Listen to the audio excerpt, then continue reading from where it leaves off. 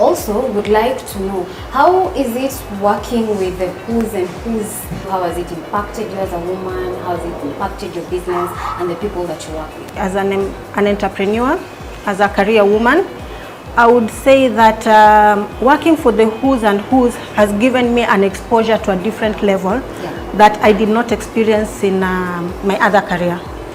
So it has given me an exposure to dealing with celebrity or people at the high end. It has also impacted my business in terms of marketing, in that when you work with a celebrity, the product is more likely to move more in the market. In terms of marketing, it has also taught me to be consistent, because again, you know that working with a specific group of people, you also need to be consistent with your delivery, timely. You also learn to plan yourself, because doing a 1 kg cake for a home-based party is not the same as doing maybe like 20, 30, 40 kgs cake for a multitude of 1,500, 2,000 people. Yes. So it has taught me to stretch myself. It has also taught me about my limits, what we can accommodate, what we can manage. All right. Talking about stretching yourself then, how do you balance between being a wife, being a sibling, being a career woman, and of course just enjoying life in general? I would say being a career woman, being a mother, being a wife, being a sibling, a sister, and auntie, it has taught me to manage my time well. I used to hear my teacher say that time is money. Now that I'm an adult running a business with every other thing around me that I also need to manage, it has taught me to take my time very seriously. It has taught me to pre-plan meetings. It has taught me to see how I can manage my career at the same time, be a mother at the same time, and at the same time be a wife, of course, and be a sister.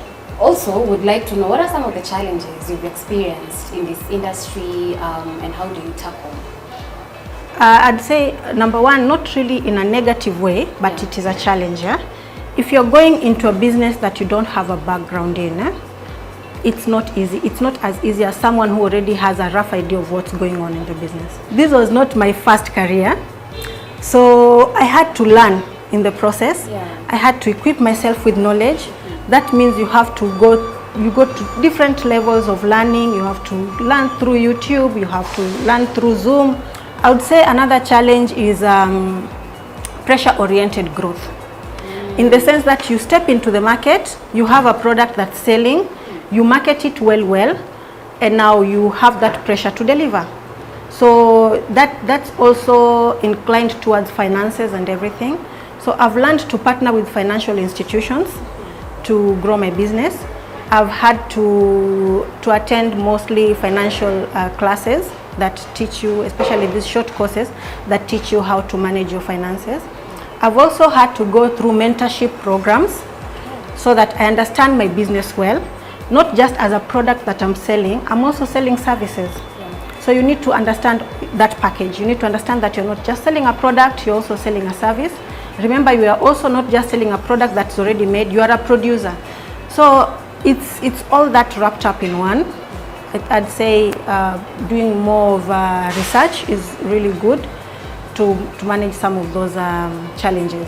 Well, now that you know what you know through the workshops, the trainings and everything else, what's the one thing that you wish you knew or you had a full understanding before you got yourself into this space? One thing I wish I knew, and not just wish that I knew, one thing that I wish I did or I had the privilege of engaging in, and I must say that I'm really pleased that currently we have the CBC curriculum in school, because if I had known where my strength lies, I would have done this long time ago. Number one, I never concentrated in any business related studies because clearly my career path is different. And going into this, I was 100% green. So one thing I would even encourage parents out there, try to understand what your child is interested in, their strong points, then nurture that. When you nurture that, in case in future they choose to go that direction, at least they have a rough knowledge of what's going on in that industry. My biggest challenge was stepping into an industry that I had no background knowledge in. I must say that I thank God that it's been quite a journey, yes. Yeah. But if I had prior knowledge, prior idea of what's going on in that industry, then I would say some of the challenges would be avoidable.